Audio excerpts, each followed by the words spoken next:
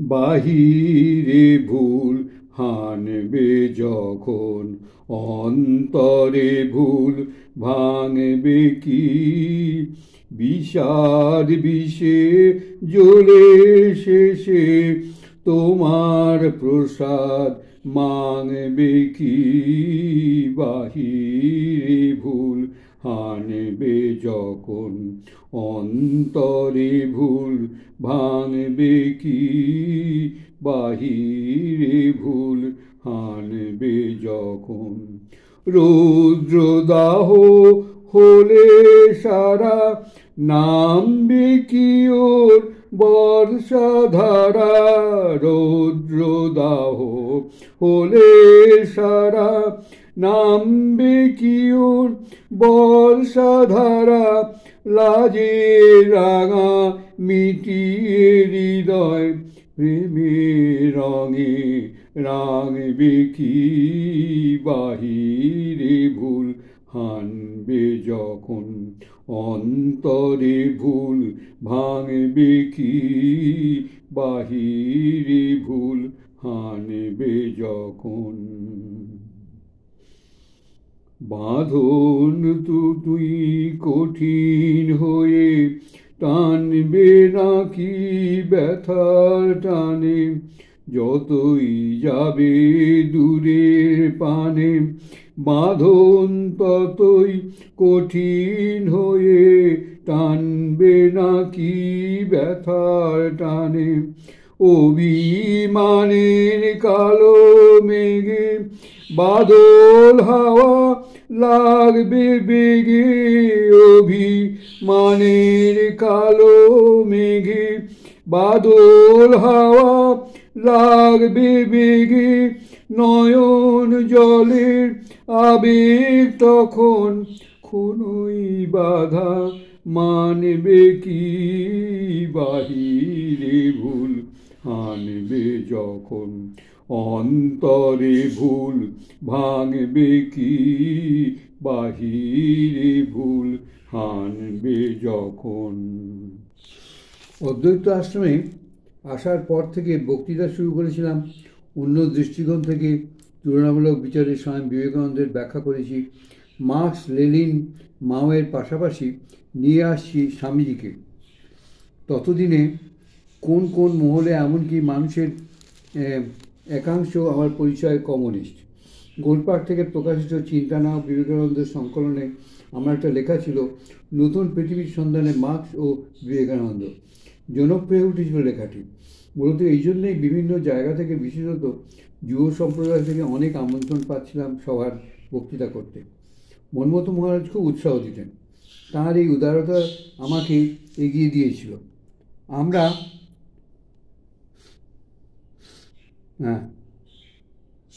তার উদারতা আমাকে অনেক এগিয়ে দিয়েছিল। কলকাতার বাইরেও বিভিন্ন জায়গায় যেতে হতো। মহারাজ বলতেন এসব নিয়ে একটা বই লিখতে।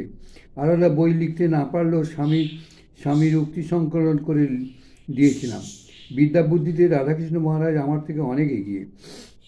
ভালো লেখেন, দক্ষ প্রশাসক। রণেন মহারাজ একজন বিদ্যাসাগর বিশেষ।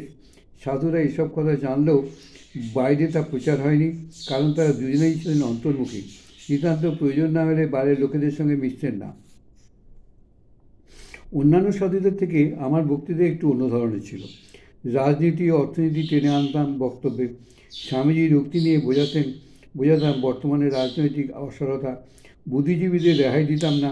ফলে তাড়াতাড়ি বিতর্ক শুরু হলো বাইরে, আর এই বিতর্কের জন্য আমন্ত্রণও বেড়ে গেল বিভিন্ন মহল থেকে। আমিও এইসব পরিবেশ করতে করতে অনেক সময় রাজনীতিবিদের গালাগাল করি। দেশের বর্তমান অবস্থা নিয়ে সমালোচনা করি। শুধু ধর্মকথা পড়ি। ধর্মকথার সঙ্গে যে অধর্মটা পাশাপাশি যে হয়ে চলেছে সেটা সম্বন্ধে কিছু কিছু বলি। আচ্ছা,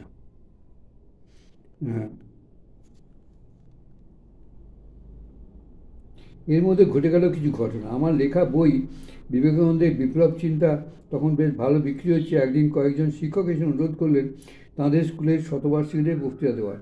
আমি কথা দিলাম যাব। প্রোগ্রামের এক সপ্তাহ আগে আবার এলেন তাঁরা। জানালেন স্থানীয় শিক্ষক সংগঠন আপত্তি জানিয়েছে আপনার ব্যাপারে।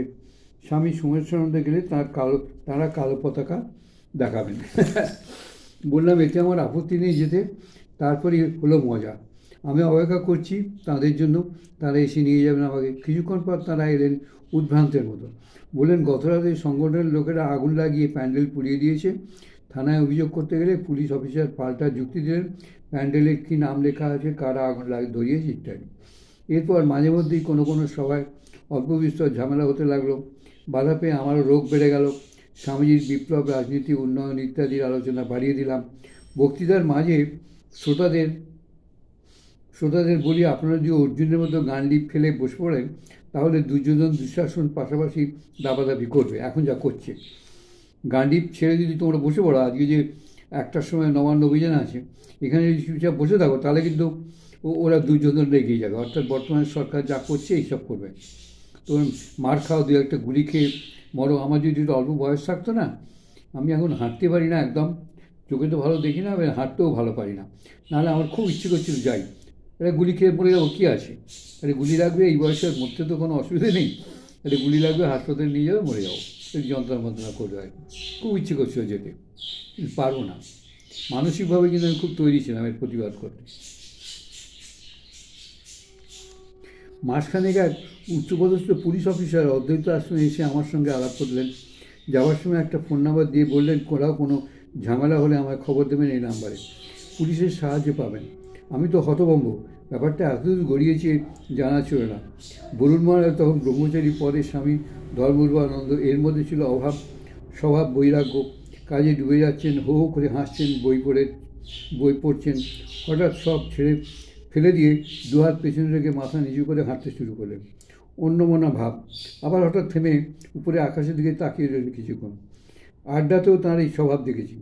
একগাল হাসি নিয়ে চুটিয়ে গল্প করছেন, হা হা করে হাসছেন, হঠাৎ চুপ করে গেলেন।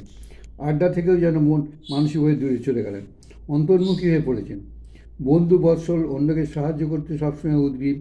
অনেক মানুষ আছেন যাদের দেখলেই মনে হয় এই সন্ন্যাসী হওয়ার জন্যই তারা জন্মগ্রহণ করেছেন। বরুণ মহারাজ এমনই এক মানুষ। আছেন বাসুদেব মহারাজ, স্বামী প্রমথেশানন্দ। যেখানেই থাকতেন হৈ হৈ করে মাতিয়ে রাখতেন সবাইকে। মজার মজার গল্প করতে পারতেন, নিজেকে নিয়েও রসিকতা করতেন, কথা কথায় হেসে গড়িয়ে পড়তেন। অদ্বৈত আশ্রমের পরিবেশটাই ছিল সদা আনন্দের।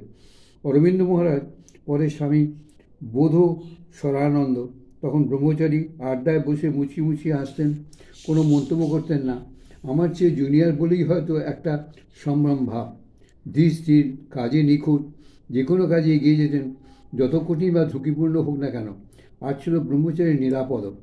সম্ভবত মেদিনীপুরের মানুষ, সবে যোগ দিয়েছে মিশনে, বাজার করা রান্নাঘরের দায়িত্বে ছিল, খুব চুপচাপ থাকতো। মাঝে মাঝে খাবারের ঘরের ফ্রিজ থেকে সন্দেশ চুরি করে খেতাম।